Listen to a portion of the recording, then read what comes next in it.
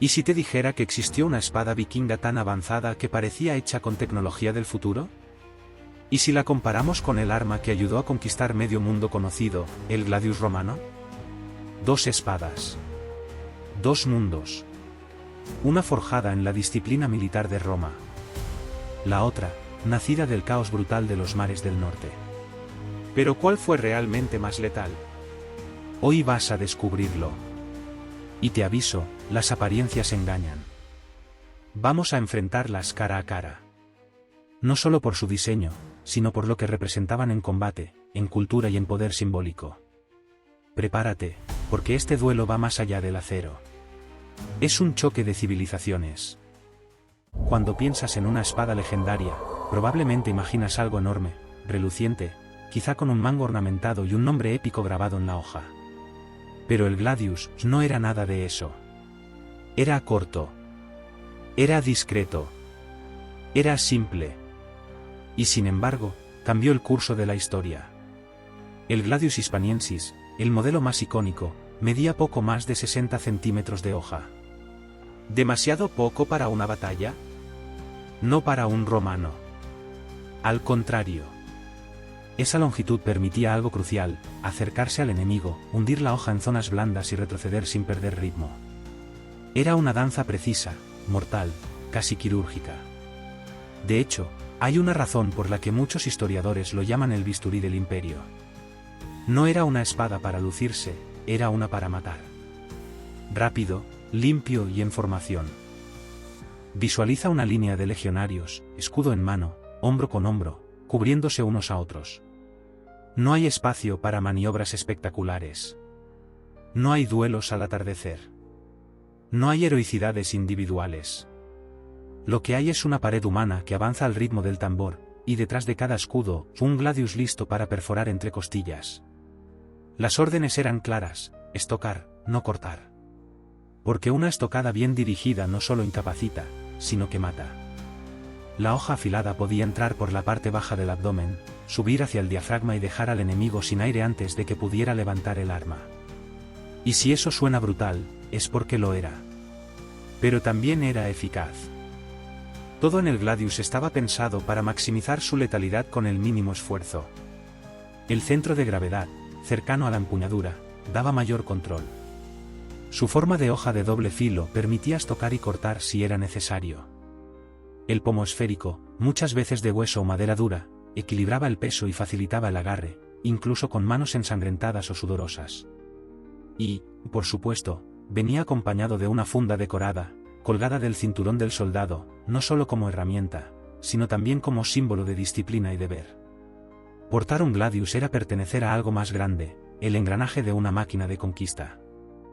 Con este pequeño cuchillo de guerra, Roma se expandió desde las colinas del Lacio hasta las fronteras de Escocia, cruzó desiertos, doblegó tribus, arrasó fortalezas.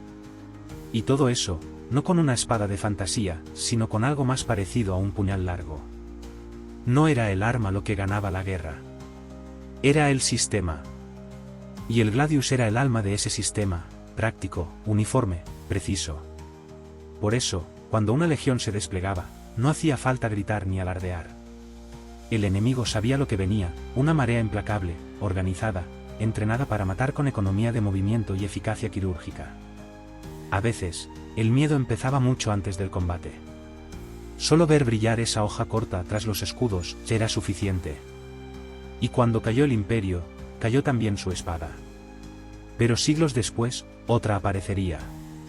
No tan disciplinada, no tan uniforme, pero envuelta en un misterio que aún desconcierta a los expertos. Y esa era la Ulfberht. Mientras el gladius era la herramienta pulida de una maquinaria militar impecable, la Ulfberht era otra historia. No era una espada cualquiera. Era un enigma con filo. La primera vez que se encontró una, los arqueólogos no sabían qué pensar. Una hoja vikinga, elegante, robusta, y con una inscripción en latín. Sí, en pleno corazón del mundo nórdico, una espada con la palabra Ulfberht. ¿Un nombre? ¿Una marca? ¿Una firma divina? Se han descubierto más de 170 espadas Ulfberht entre Noruega, Dinamarca y Alemania, datadas entre los siglos IX y XI. Y aquí empieza lo interesante, la mayoría de las armas de esa época eran de hierro mal refinado. Frágiles, pesadas, propensas a romperse en medio del combate. Pero las Ulfberht no. Estas espadas estaban forjadas con un acero tan puro y con un contenido de carbono tan preciso, que los herreros medievales no debían ser capaces de producirlo. Para forjar una Ulfberht auténtica se necesitaban hornos capaces de alcanzar temperaturas superiores a los 1500 grados. Eso no era común en Europa hasta el siglo XVIII. Entonces, ¿cómo lo hicieron? Los estudios metalúrgicos modernos revelaron que estas espadas vikingas tenían una estructura similar al acero al crisol, un material que por aquel entonces solo se fabricaba en lugares como Persia, la India o Asia Central. La teoría más aceptada es que este acero llegó a Europa a través de la ruta del Volga, desde los talleres islámicos de Oriente. Pero, ¿cómo llegó ese conocimiento a manos de los vikingos? ¿Comercio? ¿Espionaje metalúrgico? ¿Una red secreta de forja? Nadie lo sabe con certeza. Lo que sí sabemos es que quien blandía una auténtica Ulfberht no era un guerrero cualquiera. Era élite. Una de esas hojas podía valer el equivalente a un caballo o incluso a una pequeña granja. A diferencia del gladius, que funcionaba dentro de una formación cerrada, la Ulfberht era una espada para el combate individual, cara a cara, donde el caos reinaba y la habilidad personal lo era todo. Medía entre 85 y 95 centímetros de hoja. Era más larga, más delgada y más flexible que la mayoría de espadas contemporáneas. Tenía un equilibrio perfecto, permitiendo movimientos rápidos, cortes precisos y estocadas profundas. Era el arma ideal para los guerreros nórdicos que saqueaban monasterios, asaltaban fortalezas o se batían en duelos honorables.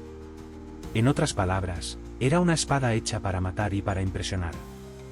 Imagina la escena, un guerrero vikingo de más de 1,80 m, con un hacha colgando del cinto, un escudo en una mano, y en la otra, una Ulfberht que brilla bajo la luz gris del norte. El enemigo lo mira y no solo ve una espada. Ve algo que no debería estar ahí. Ve un arma que parece de otro tiempo. Ve el futuro, en manos del pasado. Lo más fascinante, y casi cómico, es que incluso en la Edad Media había falsificaciones. Muchas de las espadas con la inscripción Ulfberht no eran auténticas. Los imitadores medievales copiaban el nombre, pero no tenían la tecnología para replicar el acero original. Esto nos revela dos cosas. 1. Que la marca tenía un prestigio real.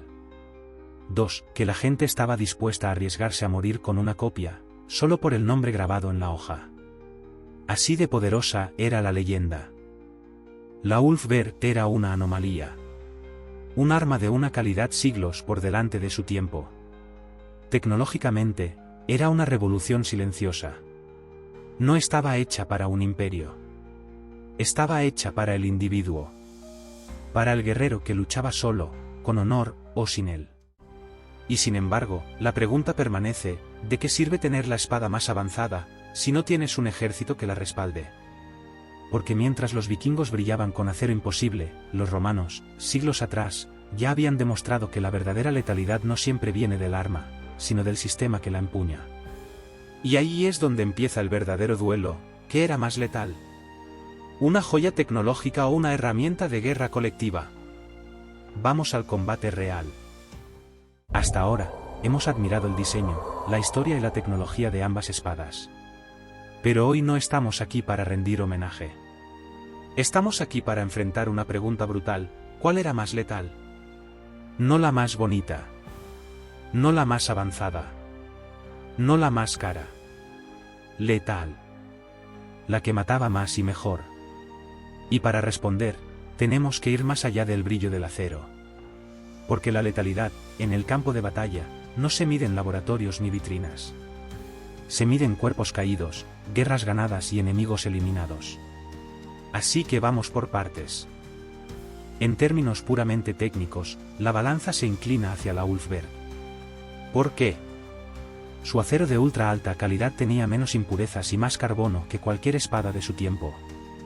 Era más flexible, menos propensa a romperse y capaz de mantener el filo durante más tiempo. Podía soportar impactos violentos sin perder integridad estructural. En un duelo 1 a 1, entre un guerrero entrenado con una Ulfberht y otro con un gladius, el primero tendría ventaja. No solo por el alcance ligeramente mayor, sino porque la hoja vikinga podía resistir mucho más castigo. Pero la guerra no se decide en laboratorios. Se decide en filas de 100, de 1000 hombres. Y ahí es donde el Gladius se convierte en una bestia diferente. Eres un legionario romano, escudo en una mano, Gladius en la otra, parte de una máquina de guerra perfectamente sincronizada. ¿Sabes cuánto tiempo pasaba entre cada ataque en combate real? Menos de 3 segundos. 3 segundos para clavar, girar, sacar, avanzar. 3 segundos, y el siguiente enemigo ya está a un paso. 3 segundos, y la fila detrás de ti ya está lista para tomar tu lugar si caes. No importaba si el enemigo tenía una mejor espada. No importaba si brillaba más. Lo que importaba era la cadencia. El Gladius era el metrónomo del ejército romano. Una hoja corta, perfecta para matar rápido y seguir avanzando. Y eso cambia las reglas del juego. Mientras el portador de una Ulfberg podía pelear de forma impresionante, el legionario romano mataba en serie. Era una producción industrial de muerte. ¿Letalidad? No hablamos de calidad. Hablamos de cantidad. Y en ese terreno, Roma no tenía rival. Roma conquistó territorios desde Hispania hasta Siria, desde Britania hasta Egipto. Durante su apogeo, gobernó aproximadamente 70 millones de personas. ¿Y cuál fue el arma principal durante esa expansión? El Gladius. Ni las catapultas, ni las lanzas, ni los arietes. La espada corta de infantería. Miles de enemigos fueron derrotados, no porque los soldados romanos fueran más fuertes, sino porque estaban mejor entrenados para usar un arma pensada para ser eficaz en cualquier escenario. En cambio, la Ulfberg fue usada por una minoría. Se han hallado poco más de 170 ejemplares auténticos en toda Europa. Una rareza. Un arma de élite. Sí, impresionante, pero no masiva. Eso no le quita mérito. Al contrario, cada Ulfberg representaba la cúspide de la tecnología medieval. Pero a nivel de impacto letal en la historia, fue una chispa en la oscuridad, frente a la tormenta de hierro romano. Vamos a jugar un poco. Pongamos a un legionario romano entrenado, con su escudo y su Gladius, frente a un guerrero nórdico armado con una Ulfberg. ¿Quién ganaría? Difícil decirlo.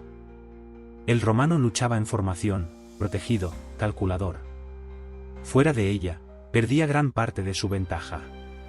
El vikingo era más imprevisible, más agresivo, posiblemente más fuerte físicamente. En ese combate, ganaría el que mejor se adaptara al entorno. No la espada, sino el hombre. Pero la pregunta no es quién ganaría un duelo. La pregunta es, ¿cuál de estas espadas cambió el mundo? ¿La que brillaba como el futuro o la que forjó un imperio? La Ulfberg fue una joya tecnológica. El Gladius, una fábrica de muerte. Una fue escasa, exclusiva, misteriosa. La otra, omnipresente, efectiva, temida por generaciones enteras. Así que si hablamos de letalidad, en su forma más pura, la capacidad de producir bajas, de ganar guerras, de cambiar mapas, el título no lo gana la espada más avanzada, sino la más funcional. Y si la Ulfberg fue el Rolls Royce del acero medieval, el Gladius fue el Kalashnikov de la antigüedad. Letal. Barato. Irreemplazable. Pero antes de sacar conclusiones, hay algo que no hemos explorado aún, lo que estas espadas representaban más allá del combate. Porque a veces, lo más afilado, no es el filo. Porque al final, una espada nunca es solo una espada. Es fácil perderse en el filo, en la técnica, en los números de bajas o en la calidad del acero. Pero cuando una civilización empuña un arma, esa hoja refleja algo más que metal. Refleja sus valores, su visión del mundo, su forma de entender la guerra, y la vida. Y pocas veces esto ha sido tan evidente como con el Gladius romano y la Ulfberg vikinga. El Gladius no era el arma de un héroe solitario. Era el arma de un colectivo. Cada legionario que lo portaba era parte de una máquina impersonal, meticulosamente calculada. No había margen para la improvisación. Todo estaba escrito, el paso, la distancia, la técnica, la formación. El Gladius era la herramienta del soldado obediente. Una extensión del escudo, del compañero de al lado, del centurión que daba la orden. Más que un arma, era un símbolo de pertenencia. Cuando un joven romano recibía su gladius, no se convertía solo en un combatiente. Se convertía en un engranaje más del imperio. Y ese es el verdadero poder del gladius, no brillaba como una joya, pero unificaba ejércitos, culturas, pueblos. Desde las arenas del desierto hasta los bosques germanos, un legionario portaba el mismo acero. El mismo modelo. La misma intención. Casi se podría decir que el gladius no era un arma de guerra. Era un instrumento político, con el que Roma hablaba el idioma universal del dominio. En cambio, la Ulfberg contaba otra historia.